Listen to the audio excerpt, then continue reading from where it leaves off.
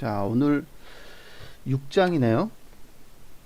네. 자, 대망의 6장. 지금 우리 이 페이퍼가 6장, 그 다음에 6장이 좀 많아요.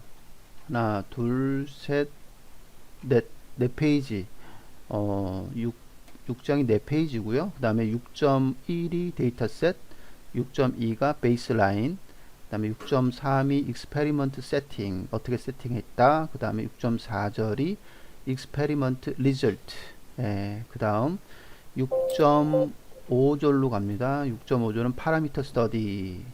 그 다음에 6.6절에 케이스 스타디까지. 예, 케이스 스타디도 6.6.1, 6.2 해서 또 쭉 나옵니다. 그 다음에 끝으로 7장이 discussions and conclusion 이렇게 끝나고 있습니다. 굉장히 많아요. 생각보다 익스페리먼트가 하나, 둘, 셋, 네 페이지나 할애를 해서 썼네요. 전체 페이퍼 중에서 상당히 많은 분량을 가지고 있습니다. 자, 6장 시작할까요?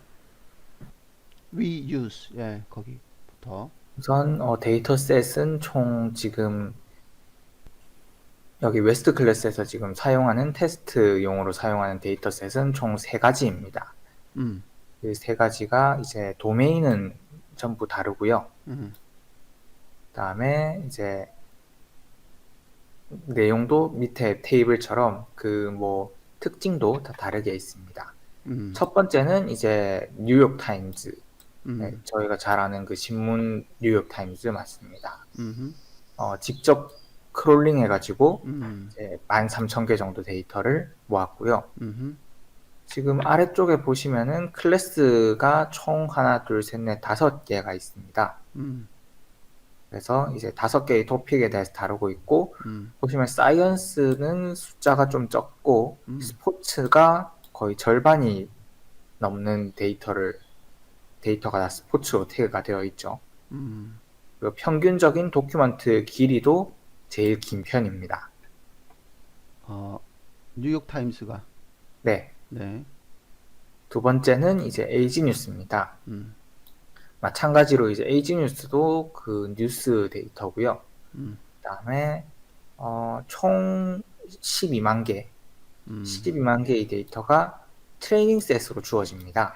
음, 그리고 이제 4개의 클래스가 있고, 음, 이 경우에는 뉴욕 타임즈와 다르게 3만 개, 3만 개, 3만 개, 3만 개, 딱 4가지 토픽마다 음. 정확하게 분류가 되어 있습니다. 네, 동일하네요. 네. 그리고 평균적인 그 도큐먼트의 길이는 음, 거의 뭐 짧게 거의 한 두세 문장 정도 음, 됩니다. 음, 에버리지 도큐먼트 랭스라고 했는데 이 랭스는 단어의 수를 의미를 할 겁니다. 저번에 앞쪽에서 좀 나왔죠. 네, 네, 에버리지 다큐멘트 랭스. 그래서 워드들이 쭉 들어가 있는데, 그거의, 평균.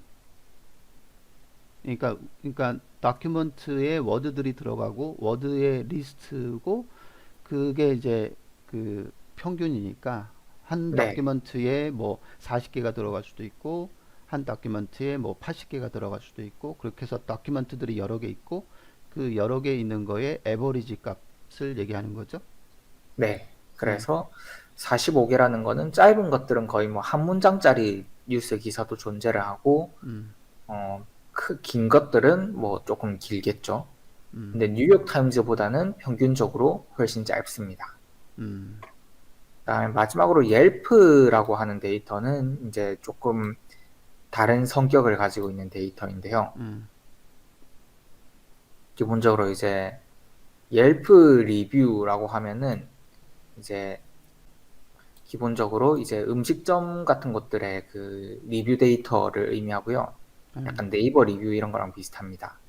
네. 그래서 옐프 리뷰는 그 음식점이 좋다, 나쁘다, 굿, 배드 이렇게 이제 두 가지로 나누고요. 음. 클래시피케이션 타입도 이제 토픽이 아니라 센티멘트, 음. 감성 분석이 되겠고, 여기서는 이제 또 폴라리티 데이터셋이라고 일단 표현을 하긴 했습니다. 다 음. 뭐 비슷한 의미이고 결과적으로 굿과 배드를 분류를 하겠다라는 의미가 됩니다. 그러니까 네. 리뷰가 이제 긍정적으로 들어온 리뷰이냐, 부정적으로 들어온 리뷰이냐, 이것을 가리게 되겠고요. 네. 평균적인 문장 길이는 뭐 중간 정도 무난합니다. 네. 데이, 그리고 이제 음, 넘버 오브 도큐먼트 클래스도 19,000개, 19,000개 동일하게 주어지게 됩니다. 네. 자, 테이블 1의 데이터셋 스태티스틱스라고 표현을 했고, 잘 그 요약 정리를 했어요. 6.1절 본문으로 살짝 보면 we use 해서 three corpora 해서 세 가지의 코포라, 아, 코퍼스의 복수가 코포라인가요? 그래서 세 개의 코퍼스를 사용을 한다.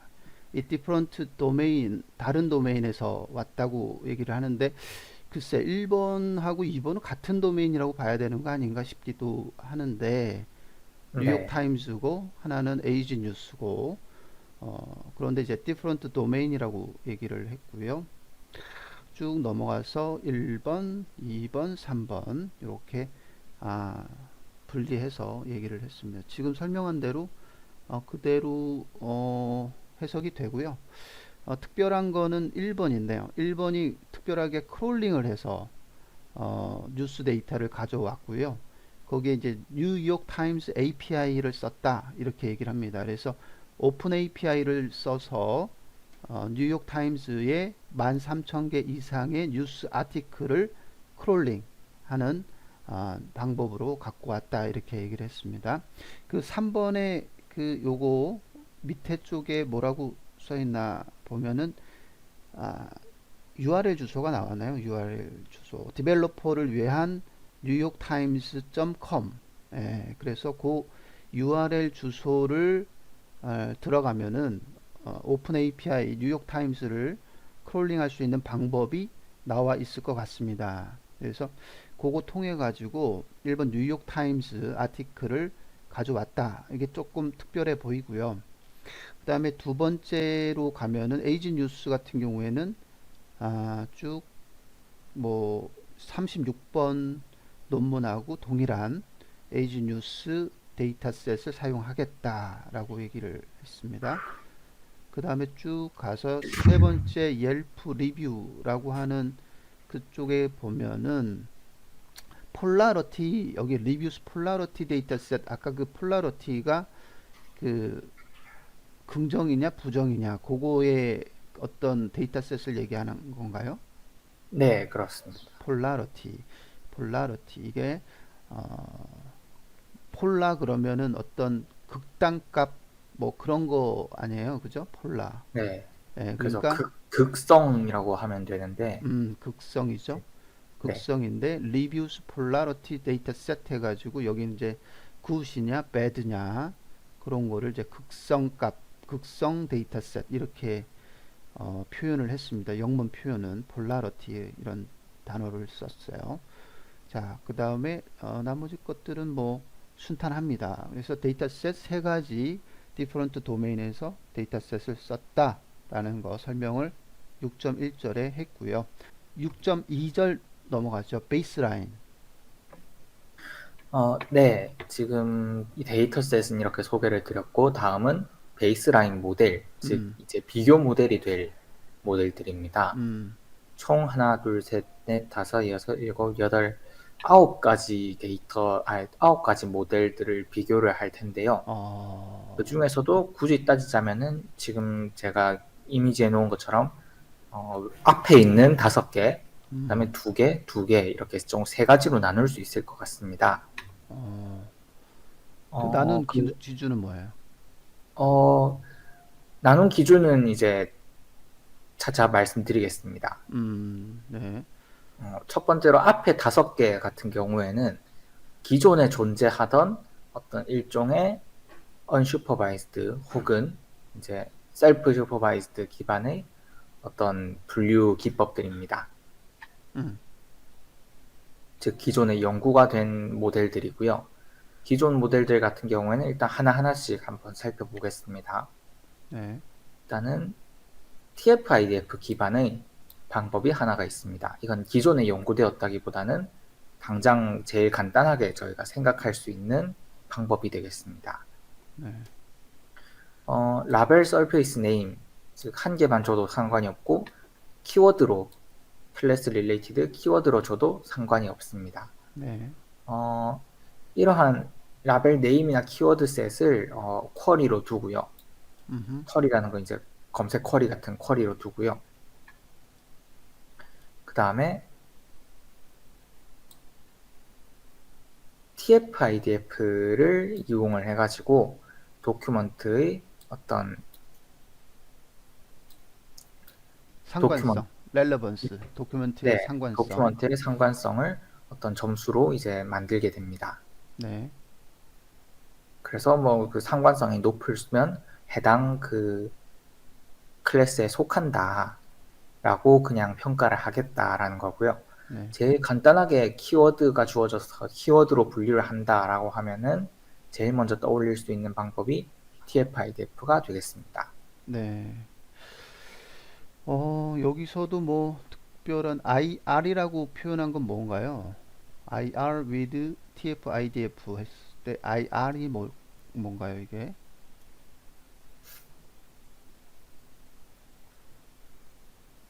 그 본문에는 딱히 별로 뭔가 나오지 않네요. IR이 뭔지.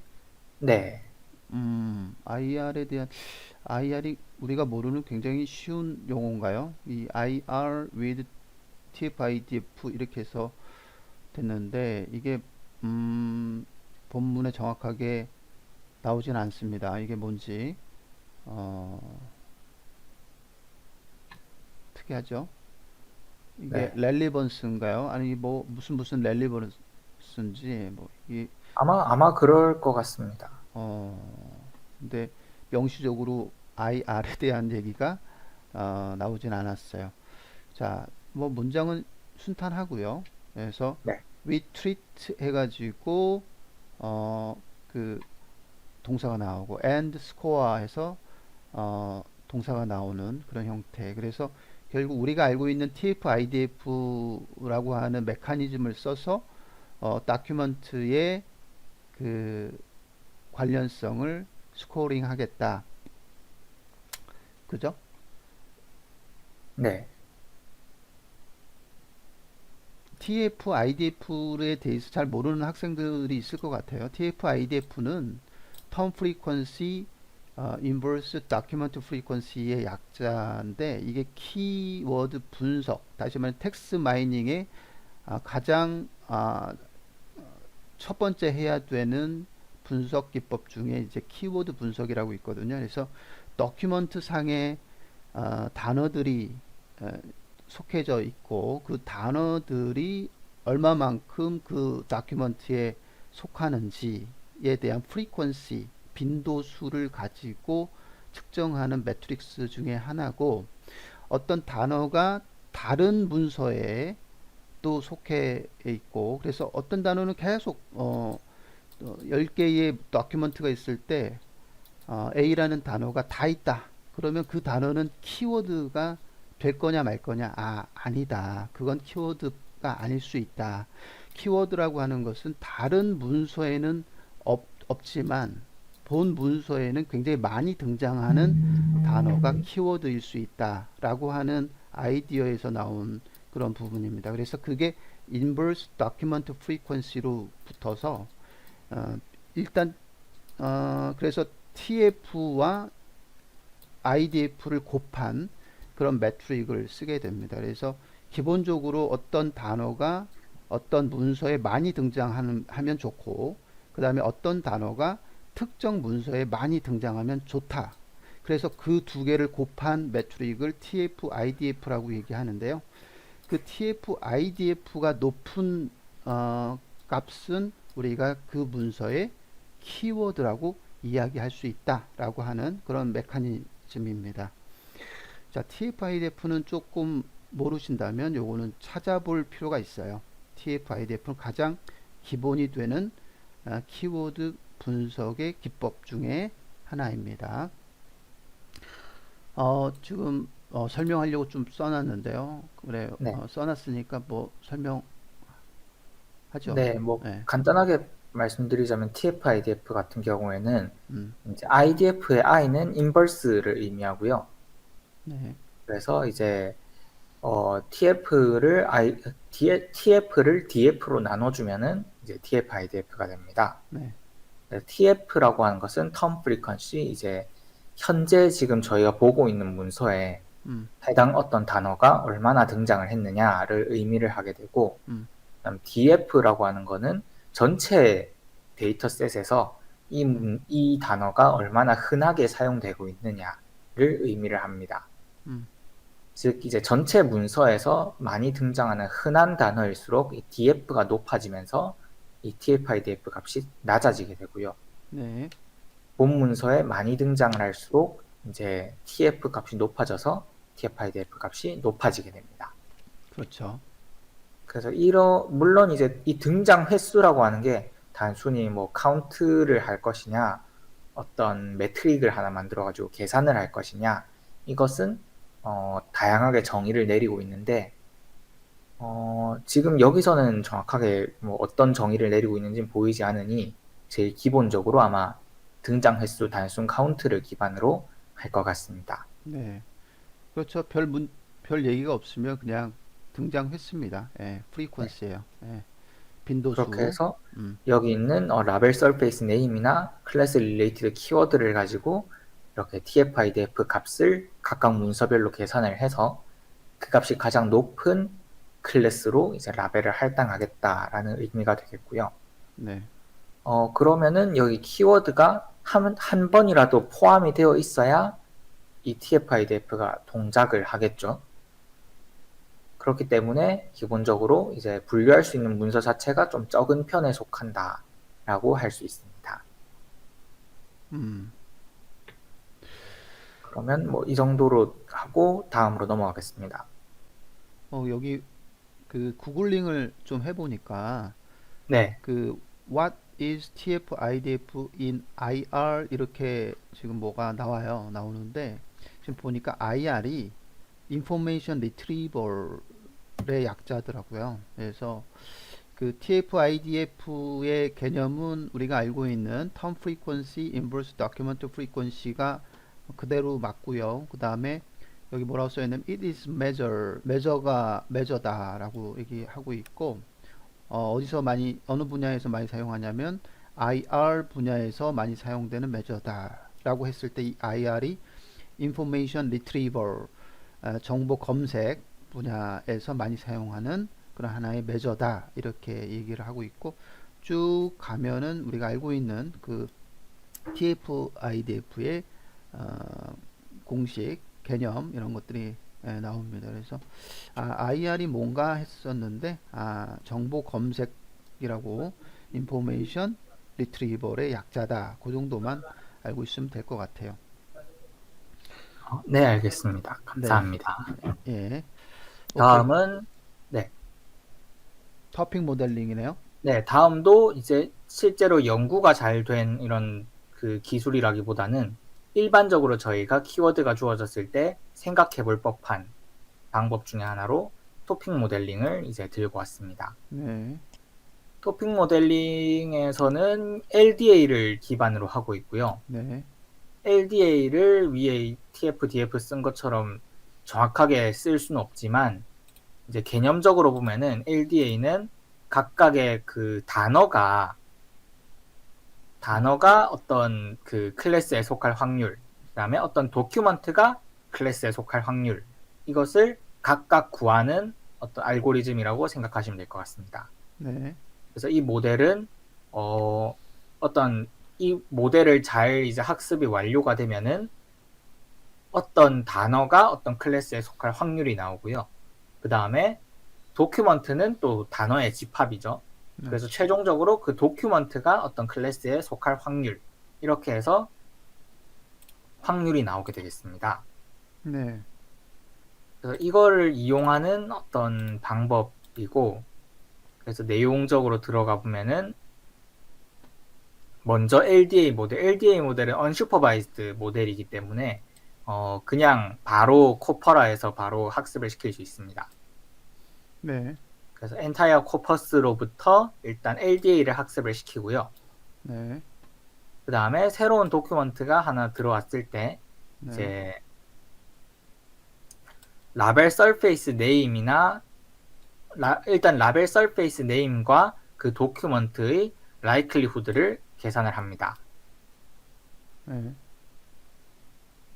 그 다음에 아니면 뭐 키워드 같은 경우에는 이쪽에서는 이제 명시적으로 에버리지 라이클리후드라고 이야기를 했고요. 그래서 이렇게 라이클리후드를 계산한 다음에 라이클리후드가 제일 높은 쪽으로 그 클래스를 할당을 하겠다라고 하는 뭐 간단한 모델입니다. 네.